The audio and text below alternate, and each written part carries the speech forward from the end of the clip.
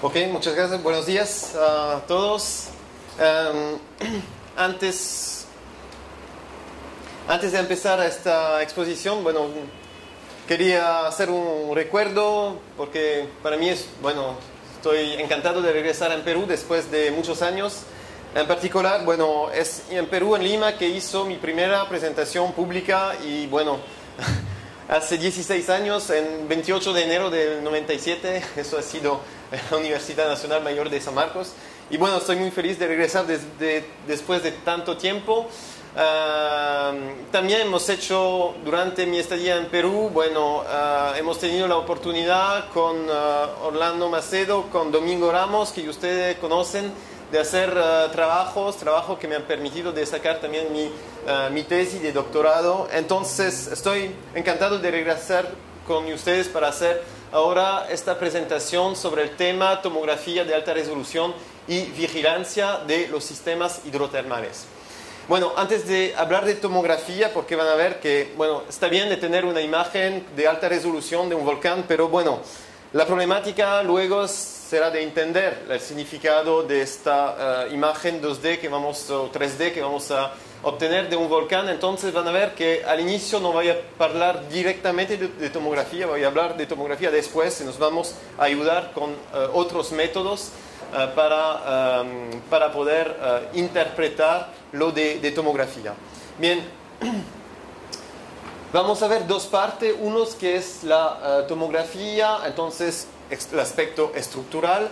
La segunda parte que es la vigilancia, es decir, el monitoreo de esos sistemas hidrotermales. Vamos a ver cómo vamos a poder tener informaciones de este aspecto. Y dado que estamos hablando de los sistemas hidrotermales, la primera pregunta antes de empezar un estudio es decir, bueno, ¿cuál es el interés de estudiar los sistemas hidrotermales? Entonces vamos a empezar con esto y como pueden ver en estos gráficos de vulcanología, cuando se habla de los dinamismos eruptivos de todos los volcanes que existen, todos los dinamismos posibles, los dinamismos los más explosivos que ven por ahí, que son el dinamismo vulcaniano, sortzeyano, freatopliniano, son todos dinamismos que son relacionados con la interacción con agua. Y obviamente esta explosividad se relaciona con un aspecto de energía del sistema, de fragmentación de los productos, y son todas las erupciones la más energética que tiene siempre una interacción con el agua. Bien, se toma vulcanismo con energía, decimos, más baja, como la actividad de tipo estromboliana. También pasar de una actividad de tipo estromboliana a una actividad mucho más explosiva de tipo sortzeyana, ¿está debido a qué? Está debido simplemente al reporte que tenemos entre la cantidad de agua y la cantidad de magma que está en interacción. Es decir, que cambiando este reporte de muy poco, vamos a cambiar de varios órdenes. Ahí estamos en escala logarítmica. Vamos a cambiar de varios órdenes de grandeza la energía de esta erupción. Vamos a pasar de un simple cono estromboliano con este tipo de actividad a actividad mucho más energética, solamente por la presencia de agua. Bien, en los volcanes como el Pitón de la Fournaise, donde estoy viviendo, en la isla de la Reunión, o también en Hawái, en el Kilauea, la actividad hawaiana, también que es conocida por actividad típicamente efusiva.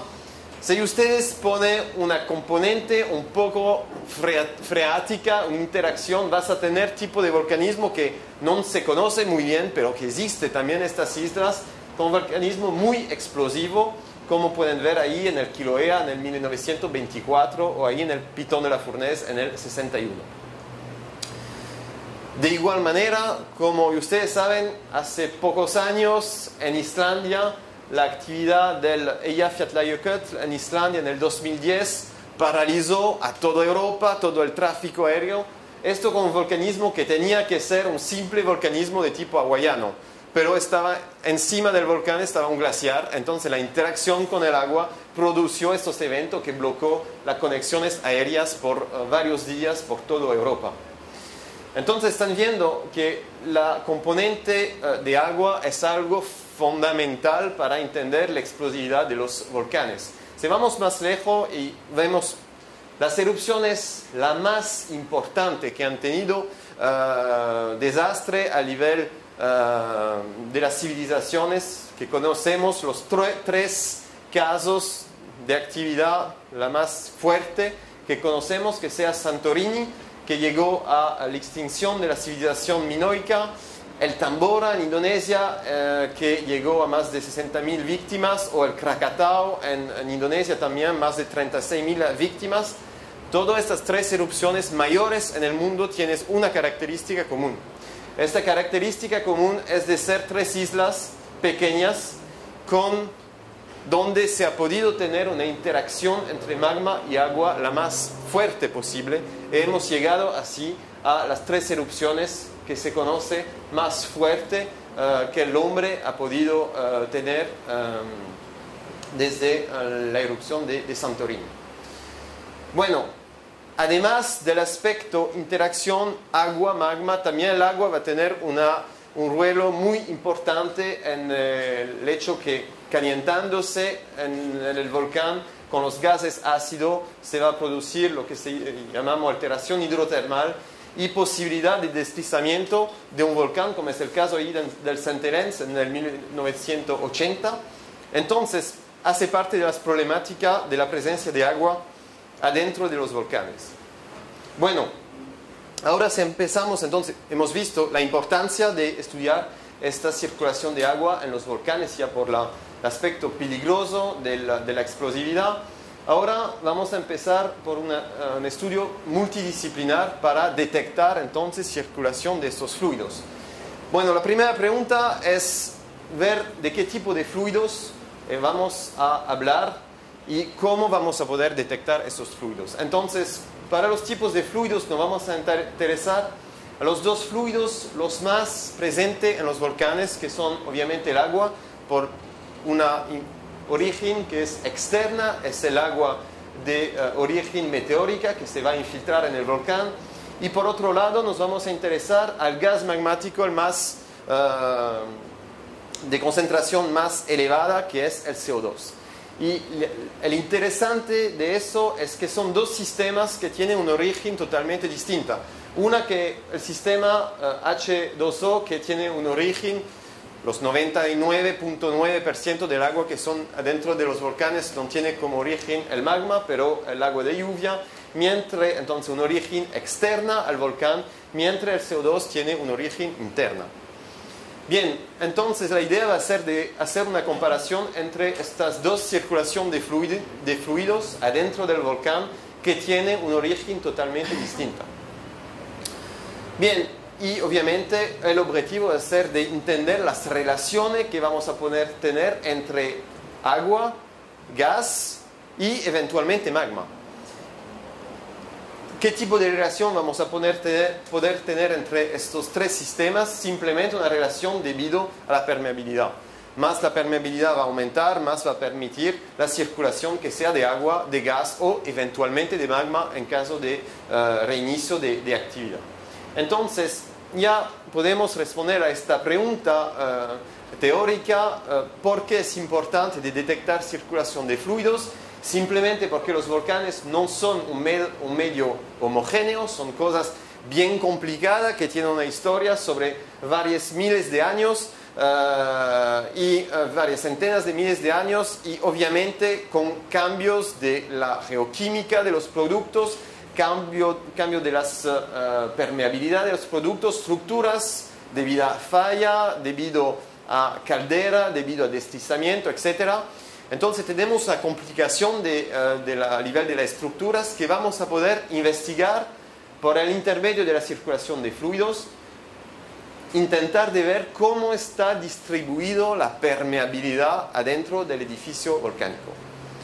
Bien, entonces, ¿cómo es posible detectar la circulación de fluidos? Vamos a empezar con un método que todos ustedes conocen, ya han practicado una vez, Por cierto, que simplemente cuando ustedes chequean su batería para ver si tienes todavía cargas o no, están midiendo simplemente cuando están haciendo este tipo de test o en su carro, están midiendo simplemente una diferencia de potencial, no están inyectando nada, están midiendo en la pila cómo está la batería, cómo está la diferencia de potencial. Bueno, el método, el más sencillo que se puede utilizar en geofísica y muy rápido, se llama el potencial espontáneo, que es exactamente lo mismo, salvo que la batería estamos conectando directamente el sistema al terreno.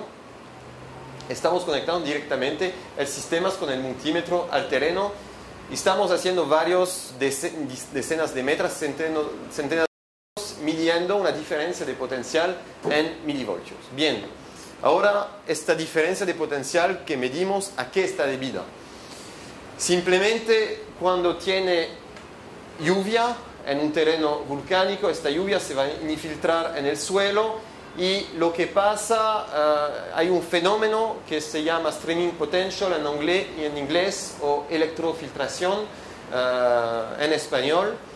Este fenómeno es un fenómeno que se produce a la escala del mineral, es decir, que vamos a tener directamente a la escala del mineral una interacción entre el agua y los minerales que constituye, bueno, en vulcanología estamos hablando de los silicates o aluminosilicates, y toda la construcción de estos minerales tiene una característica común de todas las rocas volcánicas, es de tener simple, bueno, están eléctricamente neutro, pero tiene la capa externa que siempre tiene su carga positiva. La consecuencia de eso es cuando van a tener interacción con el agua, van a tener un desplazamiento de las cargas positivas en dirección del flujo de agua. Bueno, en práctica, si ustedes hacen mediciones de potencial espontáneo en un volcán, subiendo en un volcán, bueno, obviamente cuando llueve van a tener infiltración de las cargas eléctricas de la parte somital de la topografía hasta la zona saturada en agua. Entonces, cuando suben en altura, midiendo la diferencia de potencial, se están alejando de las cargas positivas que van bajando hasta las zonas que están saturadas en agua. Entonces, obviamente, el potencial va a disminuir porque se están alejando de las cargas positivas. Es un método relativo. Llegando en un volcán activo a una cierta altitud, lo que pasa, van a ver que la señal va a subir de potencial espontáneo otra vez, porque sube, bueno, se sube quiere decir que nos estamos acercando de las cargas eléctricas. Entonces, nos estamos viendo un fenómeno que es el cambio de dirección de la circulación de agua. Ya en esta zona el agua no sigue bajando hasta el acuífero, pero tiene suficiente calor para pasar del estado líquido al estado gas, y este gas sube con las cargas positivas. Y nos encontramos con este clásico W cuando cruzamos un volcán, con los mínimos que nos indican simplemente la extensión del sistema hidrotermal. Bien, entonces, si vemos una aplicación para identificar los sistemas hidrotermal, la primera aplicación, bueno, ya pueden ver varias publicaciones con este famoso W, mirando un volcán, cruzando un volcán de ambos lados, y es lo que hicimos también en el volcán Misti en Perú, entonces donde hemos hecho una mapa de todo este volcán. Como pueden ver, tiene un mínimo de potencial espontáneo que da la vuelta a todo el volcán, y este mínimo, ahí lo miran en mapas con los colores de potencial espontáneo. En azul, viola tiene los valores minimales y en rojo los valores maximales. En cualquier de las zonas miras este mínimo tiene un diámetro de 6 kilómetros, es decir que es igual, es lo mismo en el volcán Ubinas, en el sur del Perú, quiere decir que en profundidad tiene suficientemente calor para tener la energía de vaporizar el agua de lluvia sobre un diámetro de 6 kilómetros. Bien, eso es ya el primer la primera análisis de una mapas de potencial espontáneo, llegas solamente a esta información de dónde está limitado el sistema hidrotermal. Luego, si uno quiere ver más allá en el potencial espontáneo, siempre con los mismos datos, puede hacer el análisis simplemente de la relación entre potencial espontáneo y altitud. Básicamente, si ustedes toman una de estas 10 radiales que hemos tomado y pones el gráfico potencial espontáneo en función de la altitud, van a ver que la señal está perfectamente organizado por segmento de recta en varios lugares. Bueno, a primera escala lo que miran es el mínimo, es decir, que permite de definir la zona hidrogeológica y la zona hidrotermal, pero mirando más en detalle van a ver que pueden definir una zona 1, una zona 2 con un tipo de coeficiente, una zona 3, una zona de transición y luego otras zonas con varios valores característicos de relación, de gradiente simplemente, potencial espontáneo en función de la altitud. ¿Eso qué cosa quiere decir? Quiere decir simplemente que entre la superficie y el acuífero o entre la zona de evaporación del agua y la topografía hay cambios. ¿Cambios de qué? Cambio de litología. Porque, bueno, obviamente llueve exactamente la misma cantidad de lluvia entre esta altitud y esta. No es un problema externo, pero es un problema de cómo las cargas eléctricas se van a desplazar. Es decir, que obviamente si ustedes tienen una piedra pómez o una lava que tiene característica geoquímica distinta, obviamente no va a ser la misma cantidad de cargas eléctricas que van bajando, y miran perfectamente estos límites estructurales que son límites relacionados a variación en la geología. Bueno, esta variación en la geología, como si ustedes intentan de ver dónde están localizados estos límites, mira que en la parte baja del MISTI simplemente hay límites que están relacionados directamente a frente de colada de lava. Es decir, que bueno, estos frentes hacen 150 metros de altitud, están cambiando litología, están cambiando el coeficiente también gradiente PS altitud. Ahí donde empieza a ser mucho más interesante, obviamente, es en el cono del MISTI, que está totalmente cubierto por los depósitos recién, en el cual en la geología no se puede mirar nada, pero que se puede mirar las estructuras, los límites estructurales concéntricos del volcán MISTI. Bueno, eso es el segundo paso, es decir, que como han visto, el primer paso es de ver dónde está localizado el sistema hidrotermal, luego es de ver ya los límites en las estructuras del volcán, pero todavía no tenemos una imagen 2D, son solamente indicaciones de límites estructurales. Bien.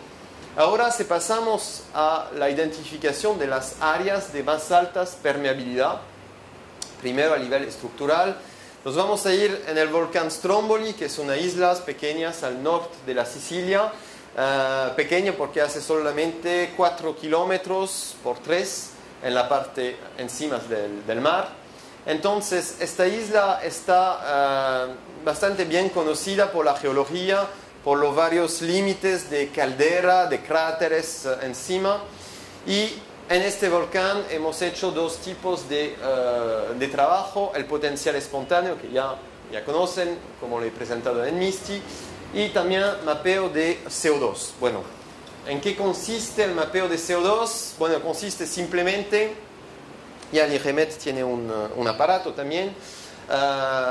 Este sistema consiste simplemente en aspirar el gas en el suelo y inyectar con una jeringa y inyectar este gas dentro de espectrómetros infrarrojo, y vamos a tener directamente concentraciones de gases en el suelo presentes a unos 40-50 centímetros de profundidad. Bien, el interés del CO2 es que es un gas volcánico que es muy poco soluble en el magma.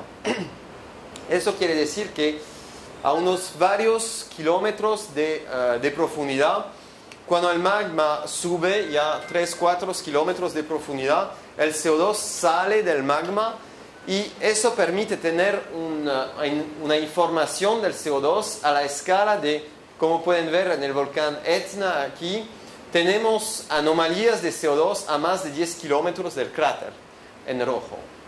Esto es posible solamente porque el gas tiene una baja solubilidad en el magma y ya está saliendo a varios kilómetros de profundidad. Eso nos permite tener un tipo de escáner con el gas que sube desde más de 4 kilómetros de profundidad hasta encima. ¿Un escáner de qué? Un escáner de la permeabilidad del volcán entre la profundidad, algunos kilómetros, y la superficie.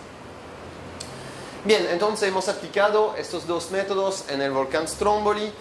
Como ven, en mapa general no es tan evidente de ver una correlación entre estos dos métodos. La correlación es mucho más evidente si ustedes miran un señal. Vamos a mirar, por ejemplo, la correlación del señal desde una parte a la otra de la isla, como es el caso aquí.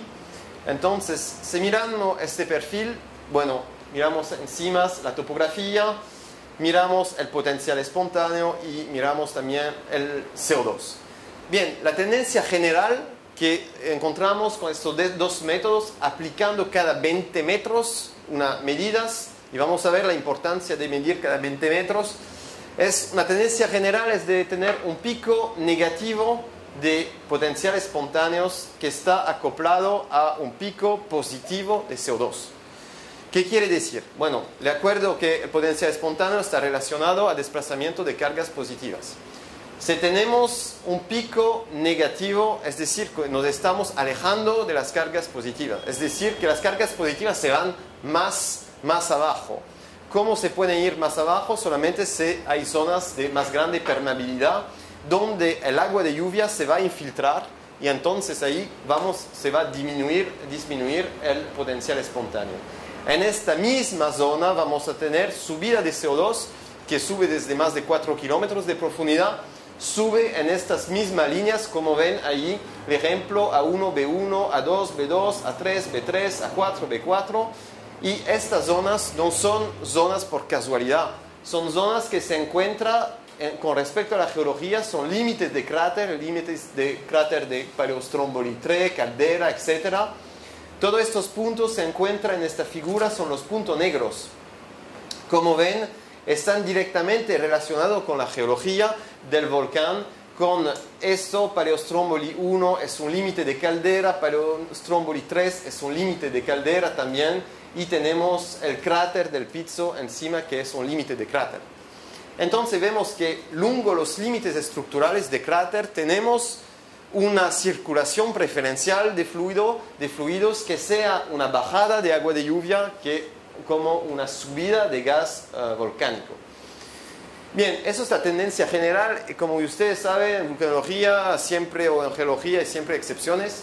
Y ahí se encuentra, por ejemplo, si miran bien esta misma figura, por ejemplo, el B5, vemos que el B5 no tiene un equivalente negativo de potencial. Entonces, ¿por qué nos hemos interesado también a estos señales un poco más raros, donde tenemos pico de CO2, pero no tenemos un pico negativo de potencial?